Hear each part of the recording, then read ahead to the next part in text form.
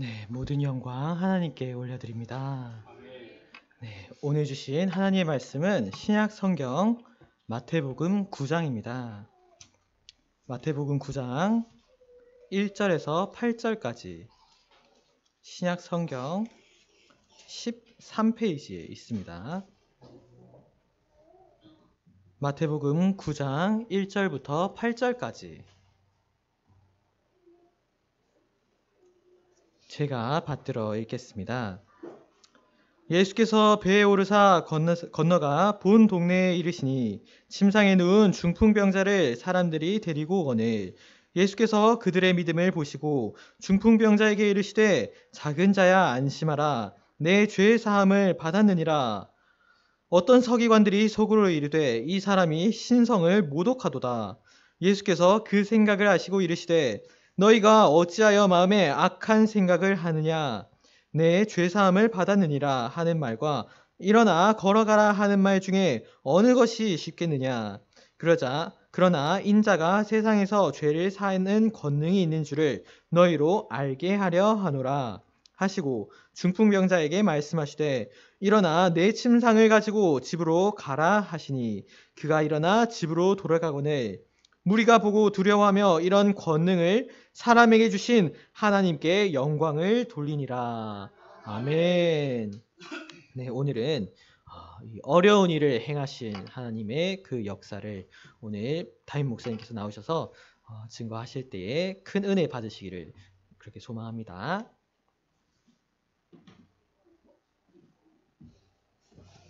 할렐루야. 오늘 꽃이 참 이쁩니다. 감사합니다. 한 주간도 잘 지나시고 예배 오신 또 여러분들을 환영합니다. 하나님의 은혜가 심령과 가정과 또 모든 삶 속에 충만하시기를 주님의 이름으로 축복합니다. 우리 이제 홍성우 성도님은 지난주에 세례를 받으심으로 우리 교회 세례 교인이 되신 것을 성부와 성자와 성령의 이름으로 공포합니다. 아멘.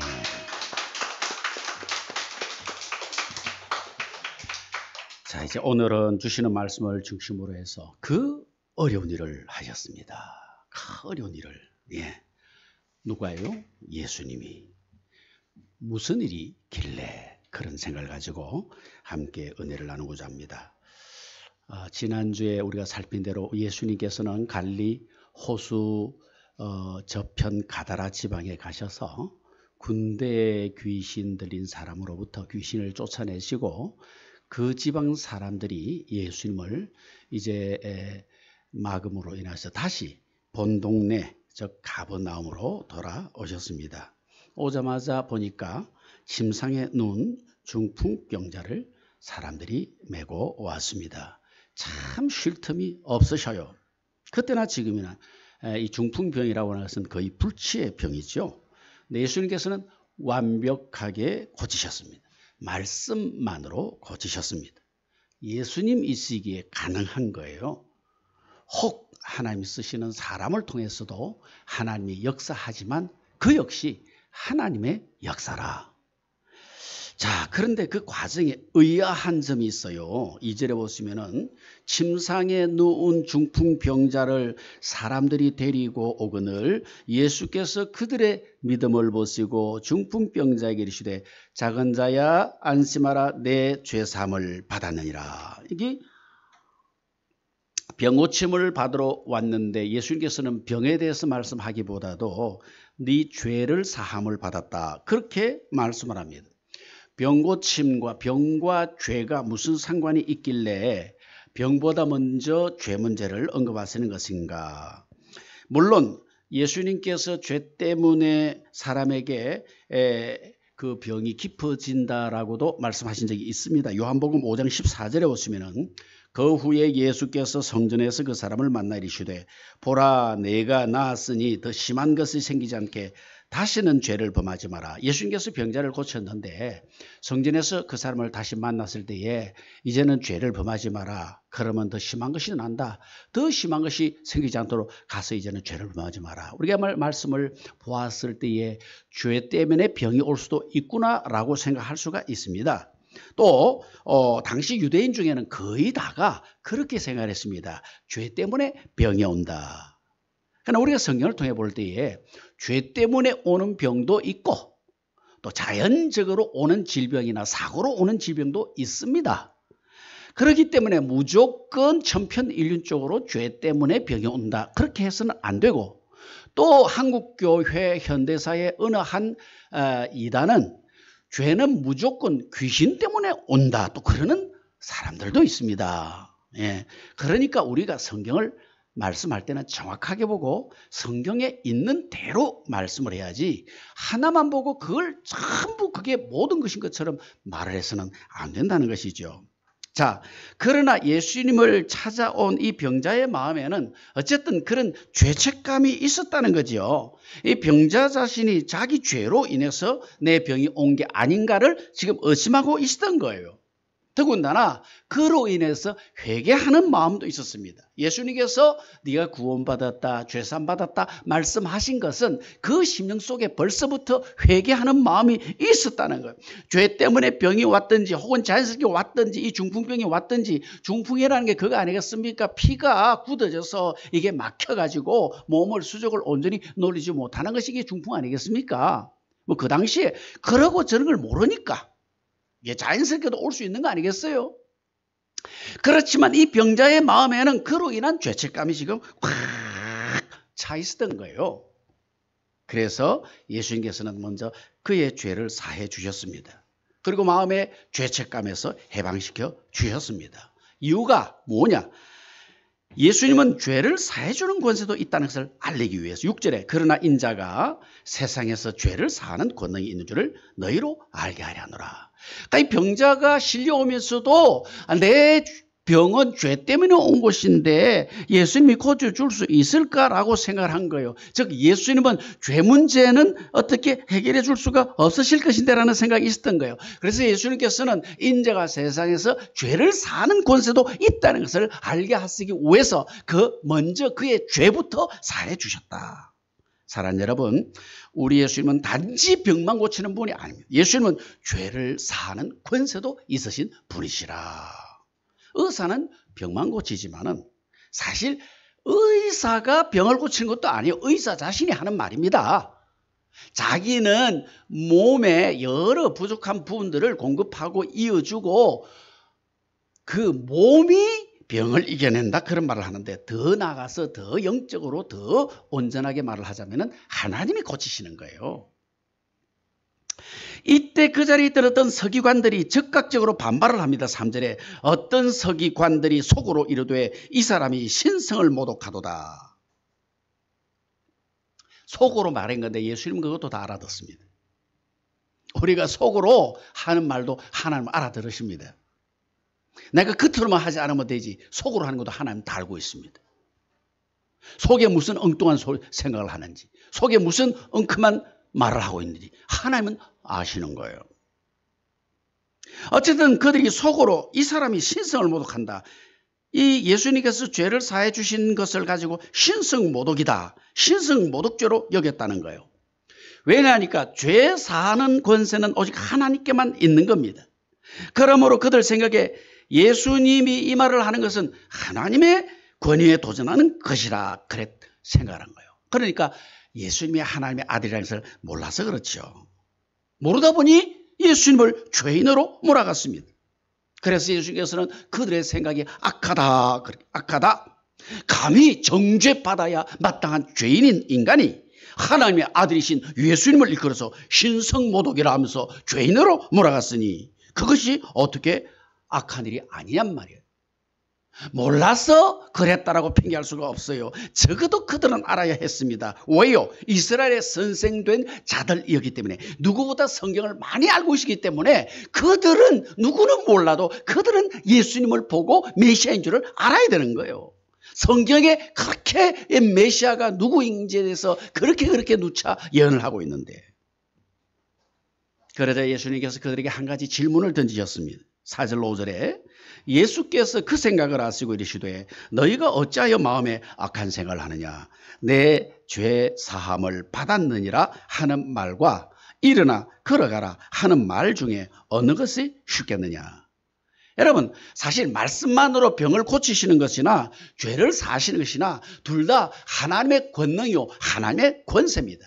이것은 인간이 하는 게 아닙니다. 그런데 병을 고치신 것은 두고 왜 유독 죄를 사하신 것만 가지고 따지느냐. 중심에 예수님께서 지식한 대로 악한 의도가 있어서, 즉 예수님을 하나님의 아들로 인정하기가 싫어서, 예수님이 하나님의 아들이라는 것을 객관적으로 다른 사람들이 볼 때는 입증하기가 어려우니까 어쨌든 말꼬리를 잡으려고 결국 예수님을 십자가에 못 박은 것도 그렇게 말꼬리 잡은 것으로 십자가 못 박아버린 거예요. 그러면은 이왕 예수님의 질문이 있었으니 우리도 한번 답해 보시기 바랍니다. 사랑하는 여러분, 병 고치는 게, 예수님께 병 고치는 게 쉽겠어요? 예수님께서 죄 사는 게 쉽겠습니까? 제가 대답을 할게요. 고민하지 마시고.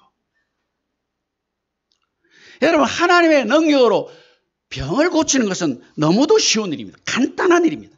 말씀만 하면 되는 거예요. 근데 죄를 사는 것은 그렇지가 않습니다. 조금 다른 겁니다.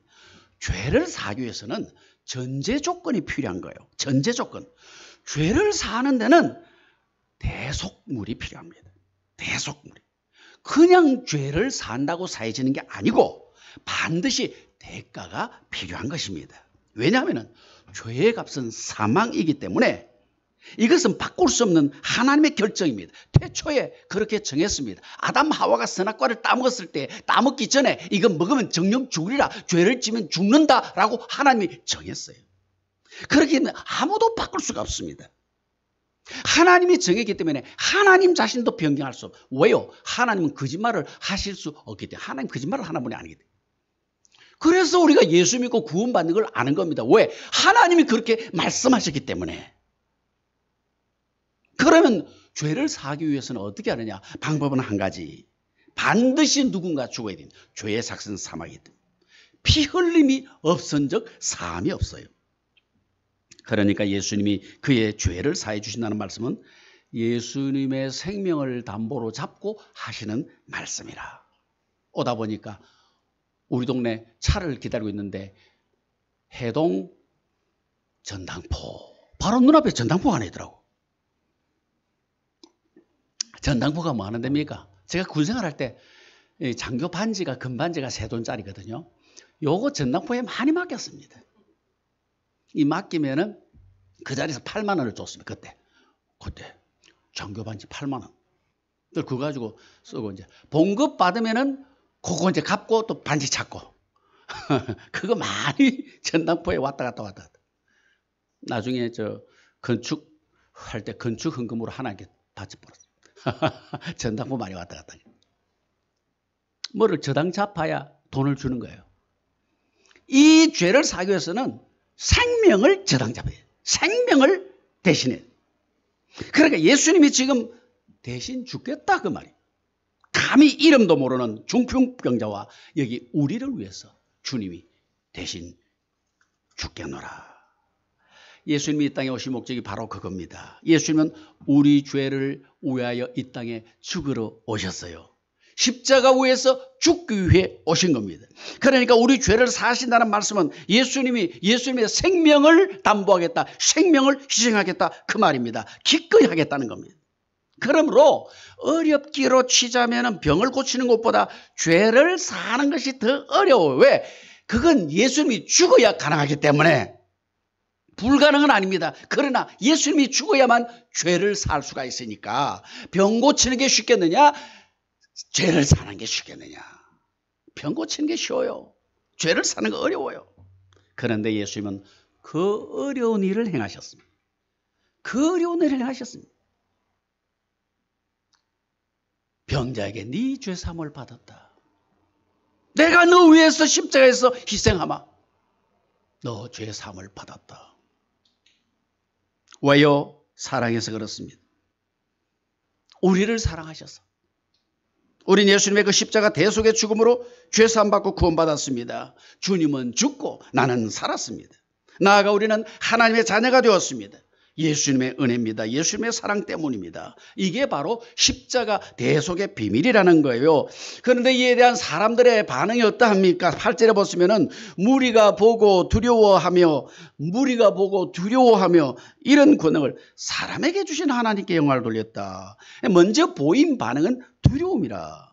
왜요? 예수님을 사람으로 봤기 때문에라는 거예요. 예수님을 사람으로 봤기 때문에. 여러분, 이게 두려워할 일입니까? 이건 사람으로는 가능한 일이 아닌 겁니다. 그러므로 그들은 예수님이 메시아라는 사실을 즉각적으로 깨달아야 되었습니다. 그리고 믿음의 자리로 나가야 했습니다. 그러나 그들은 그렇지 못했어요. 보아도 보지를 못했습니다. 들어도 듣지를 못했습니다. 그야말로 눈뜬 소경이나 마찬가지였습니다. 이에 대해 성경에 뭐라고 합니까? 누가복음 8장 10절에 보시면 이르시되 하나님 나라의 비밀을 아는 것이 너희에게는 허락되었으나 다른 사람에게는 비유로 하나니 이는 그들로 보아도 보지 못하고 들어도 깨닫지 못하게 하려 함이라. 여러분, 우리에게는 하나님의 나라의 비밀이 허락되었고 하나님 자녀가 되는 그런 놀라운 은혜의 역사가 허락이 되었지만은 저들에게는 그것이 허락이 되지 않았다. 그러니까 그 비밀을 깨달을 수 없는 거예요. 즉 주님께서 눈을 열어주지 않습니다. 성령님께서 그 마음의 눈을 열어주지 않습니다. 그러니 보아도 볼 수가 없고 들어도 깨달을 수가 없는 거예요. 그렇지만 우리는 다릅니다. 우리는 예수님을 알고 있습니다. 믿고 있습니다. 이상하게 믿어집니다. 그게 성경에 보니까 성령님의 역사라. 우리 모 성도님이 이제 세례를 받고 나서는 성령을 받아야 되겠다. 예수 그리스도에 대해서 분명한 신앙 고백을 가지고 내 입술을 열어 고백하고 예수 그리스도를 마음에 영접하면 예수님께서 보혜사 성령을 우리에게 보내주신다 그랬어요. 그러면 우리가 예수 그리스도를 영접하고 신앙 고백할 때에 동시적으로 목사가 세례를 주지만은 예수님이 성령의 세례를 주신다고 그랬습니다. 성령이 함께. 그래서 이제 우리는 성령 받기를 위해서 기도가 아니고 함께 하시는 성령께서 나타나시기를 위해서 기도해야 돼요. 성령님 나를 주장해 주시기를 위해서 기도해야 되는 거예요. 즉 성령 충만하기를 위해서 성령님 나를 통해 역사해 주옵소서. 그리고 간절히 구하면 함께 하시는 성령님께서 나타나시고 역사하시고 능력과 권능을 보여주시는 것이죠. 우리 모두에게는 성령이 함께 한다는 거죠. 예수 그리스도를 구세주로 영접한 자, 하나님을 아버지로 진심으로 믿고 부르는 사람, 성령님의 역사라고 그래요. 성령이 아니고서는 그렇게 할 수가 없다고 그랬어요. 세상에 아무리 똑똑한 사람들도 하나님을 보고 아버지라고 하죠. 여러분, 다른 종교에 자기 종교의 대상을 향해서 아버지라고 하지 않습니다. 어떤 종교도 회교에서 알라를 향해서 아버지라고 하지 않습니다. 불교에서 부처를 향해서 아버지라고 하지 않습니다. 그런데 우리만이 하나님을 아버지라고 그래요. 왜? 하나님 진짜 우리 아버지시기 때문에. 우리의 창조주, 우리가 하나님으로부터 났기 때문에 우리는 아버지라. 이걸 깨닫는 것이 은혜예요. 이것이 성령님의 함께 하심의 결과입니다. 성령이 아니하고서는 이 비밀을 깨달아 알 수가 없는 것입니다. 예수님을 어떻게 주라고, 구세주라고, 나의 구원자시라고, 그거 아무나 되네요. 그렇게 고백한 자만 마지막 때 주님께서 천국으로 데려간다고 그랬거든요. 오늘 우리 입술에 예수 그리스도를 구세주로 영접하고 주로 고백하는 은혜 역사가 충만하시기를 주님으로 축복합니다. 따릅시다. 주여. 아멘. 주 예수여. 주 예수여. 얼마나 큰 힘인 줄 몰라요. 예수님이 나의 주신 거예요. 나의 주인이십니다. 예수 그리스도를 의지하면 세상에 염려할 것이 없습니다. 세상을 살아가면서 사실 좀 미래도 불안하고 그렇잖아요. 그래서 세상에 지금 경제도 그냥 뒤숭숭하고 뭐 어떻게 될지. 미국에 지금 뭐 달러가 다 떨어진다. 달러가 이게 가치가 떨어지면은 기축 통화가 무너지면은 이게 앞으로 이게 세계 경제가 어떻게 바뀔지. 뭐 사람들이 뒤숭숭 우리 지금 뭐 여러 가지 부동산 값이 그냥 막 폭락을 하고 뭐 어디 무슨 회사에서 건물을 지었는데 막 집이 그냥 내려앉아가지고 나는 옛날 그거 생각나더라고요. 삼풍백화점. 삼풍백화점 들어봤어요? 그게 지은 지 몇 년 돼도 안 한 게 어느 날 그냥 폭삭하는 줄. 아니 그 어떻게 그 땅속에 그냥 팍 가라앉아 버려. 건물이 그래 될 수 있어요. 와 진짜 깜짝 놀랐습니다. 난리도 난리가 아니었어 그때. 아 근데 그 한 30년 전의 일이 또 벌어졌습니다. 사람 사는 아파트가 몇십 층짜리 아파트를 지었는데 그게 그냥 예? 저 차고집니까 뭡니까? 주차장 쪽이 그냥 확 내려앉아 버려. 나무 심다가 흙을 채우니까 확 내려앉아 버려. 그 무게를 못 이겨가지고 사람들 거기 들어가가지고 말이죠. 이삿짐 집어넣고 짐이 얼마나 많이 들어갑니까? 나는 그 아파트에 이사를 가니까요. 불안해요. 지금도. 사람들이 가는데 짐을 얼마나 집어였는지 막. 와 이거 집 안 무너지겠나 이거. 예? 진짜 우리 이 정문 집 문 거기 문설주 보니까요. 좀 찌그러져 있어요 지금. 문이 좀 찌우덩해요. 이게 조금 내려앉은 거예요 지금. 와 이거 내려앉으면 이거 우리 집이 1층인데 완전 그냥 납작해지겠다 이거. 예? 불안불안한 거죠 뭐. 아니 30년 됐는데 아직도 거기에 그 자재를 빼먹고 철근을 빼먹고 아직 그게 감리가 안 되고 감리도 속이고 아이고 내가 정말 깜짝 놀랐어. 얘네가 어찌 살겠노? 하루하루 사는 게 그래서 참 불안하기 짝이 없지만은 예수 그리스도가 주인 사람은 담대합니다. 하나님께서 나를 인도하시고 하나님의 나를 보호하시고 하나님이 나를 이끌어 가실 것을 믿는 사람은 염려가 없습니다. 한번 살아온 나를 생각해 보세요. 뭐 내가 잘나고 똑똑해서 살아온 것 같습니까? 우리 어릴 때 자라올 때에 내일 일을 몰라서 전전긍긍했는데 지나고 나오니까 뭐 내가 잘난 척하고 너무 그렇게 똑똑한 척하지 말고 하나님 앞에 우린 겸손해야 되는 거예요. 지금까지 살아온 것 주의 크신 은혜라. 할렐루야. 앞으로도 그 은혜로 살아가게 될 것이라. 이제 결론입니다. 오늘 일련의 기적을 통해서 우리가 무엇을 느낄 수가 있는가? 자, 같은 사건에서 어떤 사람은 예수님을 정죄했죠. 또 어떤 사람은 예수님의 사랑의 역사를 두려워했습니다. 또 정작 이 일의 주인공 되는 이 병자는 죄책감에 사로잡혀 있습니다. 자, 왜 서기관들은 예수님을 정죄했느냐? 왜 그들은 예수님을 메시아로 인정하지 않았느냐? 자기들 생각에 메시아는 그래서는 안 된다라고 생각했기 때문에, 메시아는 십자가를 져서는 안 된다라고 생각하기 때문에, 그러면서 오히려 자기들이 예수님을 십자가에 못 박아 버렸습니다. 아이러니한 일입니다. 그러면서 저가 십자가에서 어떻게 내려올 수 있는지 한번 지켜보자. 여러분, 내 생각이 중요한 게 아닙니다. 매사에 하나님의 생각이 우선입니다. 따라합시다. 내가 아니라 주님입니다. 내 생각이 아니라 주님의 생각입니다. 물론 이제 더 이상의 십자가는 없어요. 왜? 예수님이 다 지셨기 때문에 대신 우리는 십자가 지는 삶을 살아야 됩니다. 다시 오실 우리 주님은 영광의 주님이십니다. 그러니 그 주님을 우리는 대망하면서 이 땅의 삶이 고난의 삶일지라도 끝까지 주님을 부인하지 않고 끝까지 믿음을 지키며 살아가시기를 주님으로 축복합니다. 또 기적을 대면한 무리들이 왜 예수님을 두려워했느냐? 예수님을 끝까지 사람으로 보았기 때문에. 물론 병을 고치고 죽은 이를 살리는 능력을 가진 사람 두려워할 만하지요.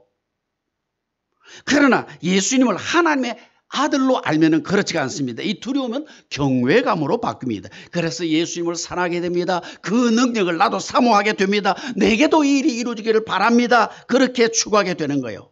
오늘 십자가 부활의 능력으로 죄인을 구원하신 주님의 그 능력이 우리의 삶의 그 무너진 곳곳에도 나타나서 다시 회복되는 은혜가 있으시기를 주님의 이름으로 축복합니다.